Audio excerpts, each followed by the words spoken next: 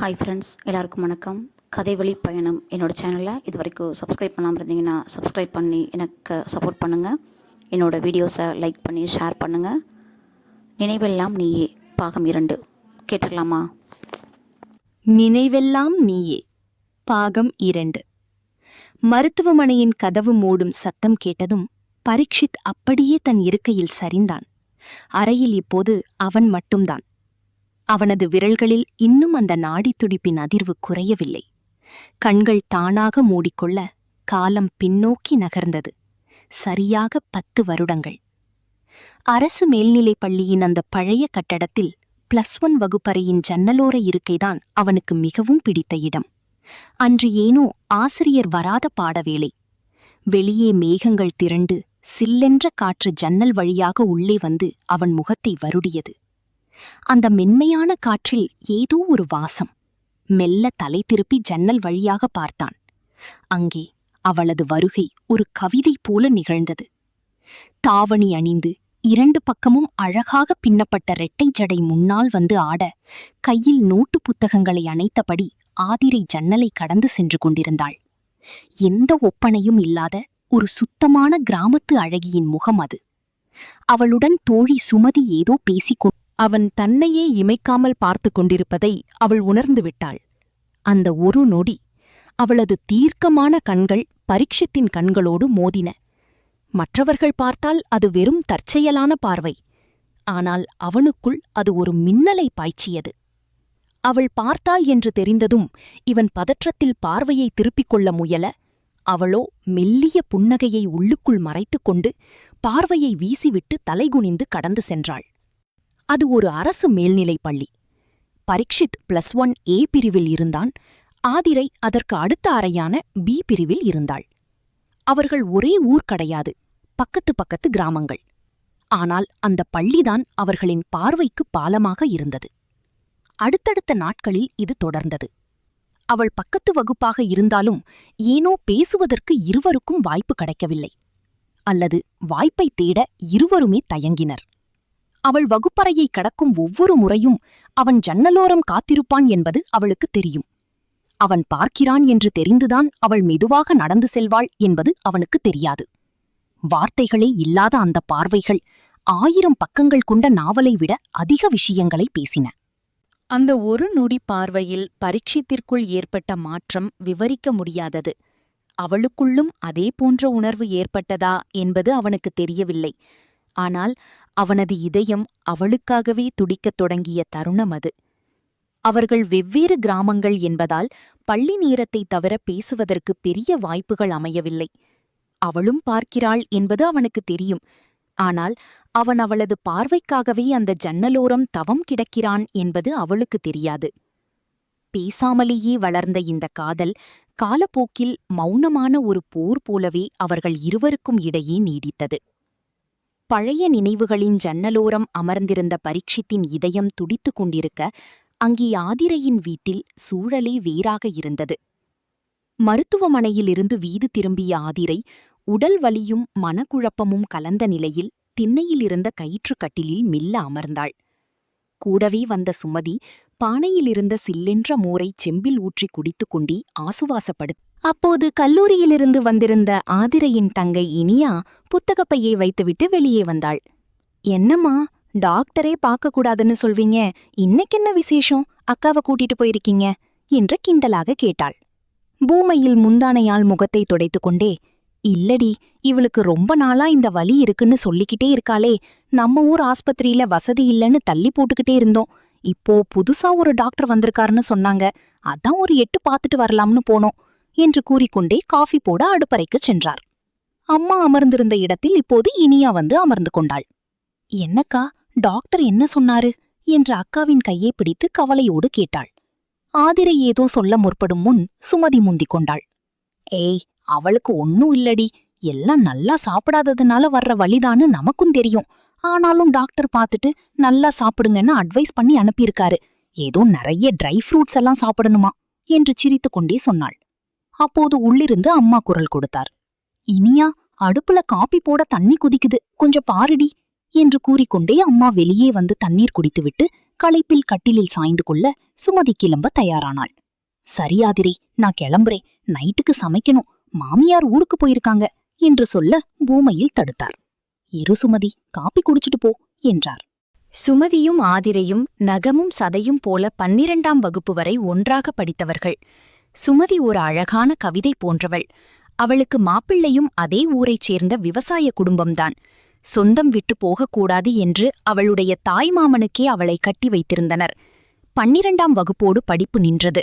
ஆனாலும் அவளது நட்பும் பாசமும் இன்றும் ஆதிரையோடு தொடர்ந்து கொண்டே இருக்கிறது. இனியா காப்பி கப்புகளுடன் வெளியே வந்தாள். அனைவருக்கும் கொடுத்துவிட்டு சுதாரிப்பாக கேட்டாள். ஆமா சுமதி அக்கா, அந்த டாக்டர் நாம படிச்ச அந்த பக்கத்து ஊரு ஸ்கூல்ல படிச்சவர்தானாமே, உங்களுக்கு யாருன்னு தெரிஞ்சுதா? பூமையில் ஆச்சரியத்துடன், என்னடி சொல்ற, அப்படியா, நீங்க படிச்ச ஸ்கூல்ல படிச்ச தம்பிதானா அது என்று கேட்க, ஆமாமா, என் கூட படிக்கிற நவீனா அப்படிதான் சொன்னான். அவர் நம்ம அக்காவுக்கெல்லாம் சீனியரா இருக்கணும் இல்ல ஜூனியரா இருக்கணும் என்றாள் இனியா. சுமதி யோசனையுடன், ஆனா நாங்க இன்னைக்கு பார்த்தோமே, அவர் மாஸ்க் போட்டிருந்ததால எனக்கு சரியா தெரியல என்றாள். ஆதிரையும் மெல்ல தலையசைத்து, ஆமாண்டி, எனக்கும் சரியா தெரியல, நான் நிமிர்ந்து கூட பார்க்கலையே என்றாள்.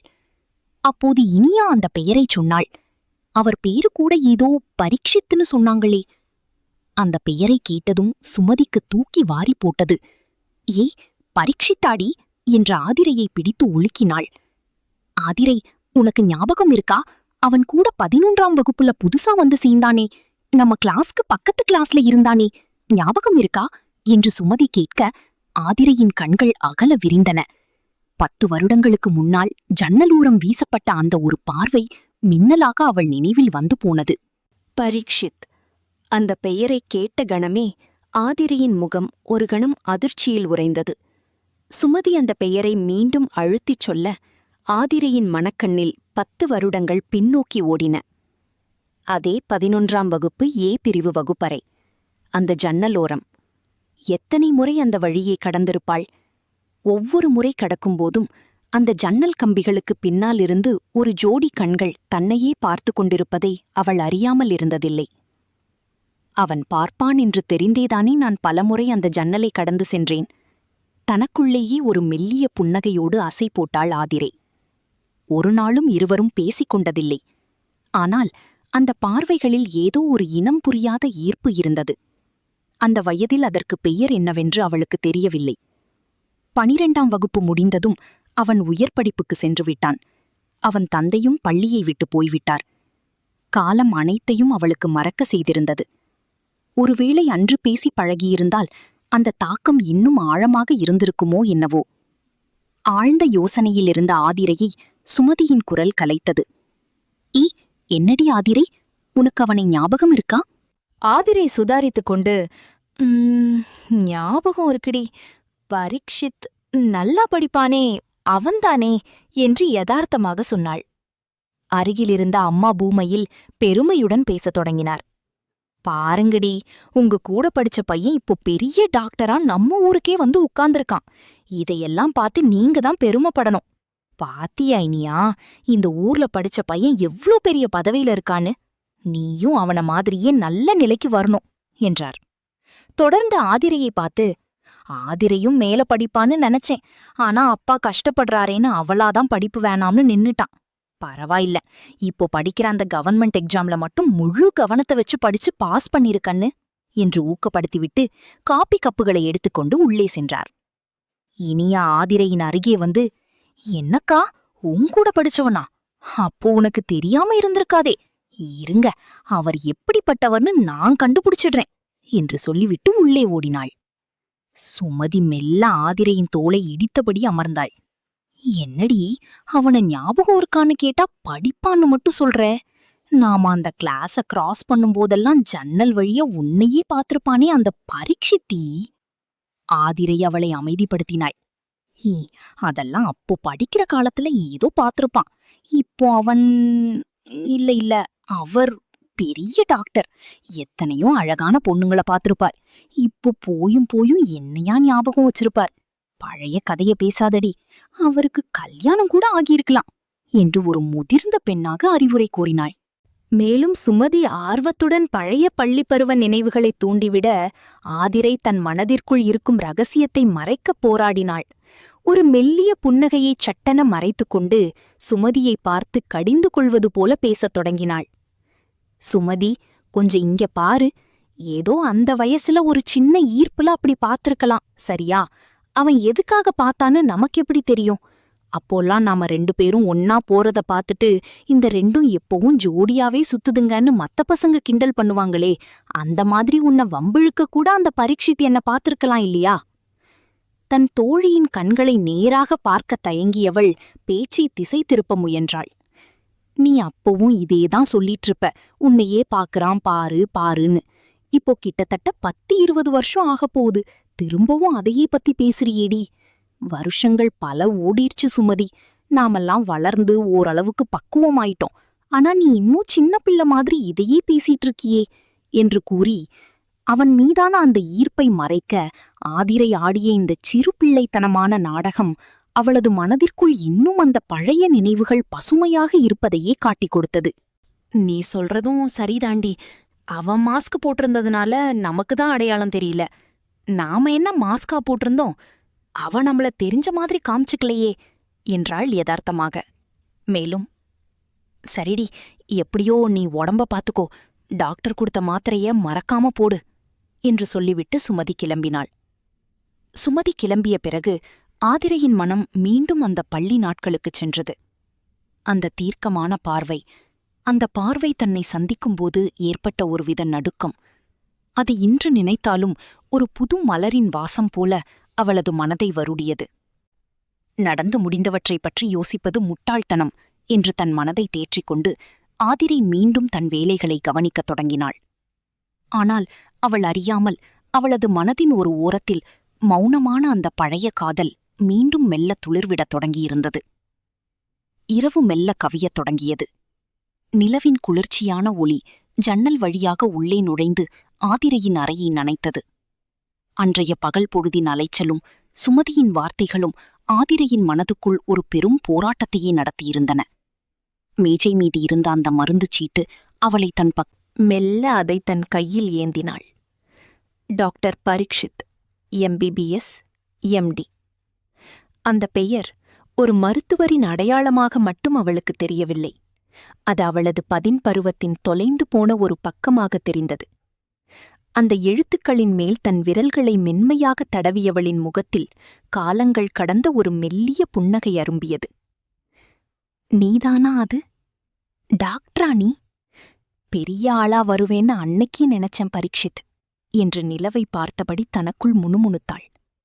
அவள் உடல் வலி மறந்து அந்த பழைய பார்வையின் கதகதப்பில் ஆழ்ந்து போனாள்.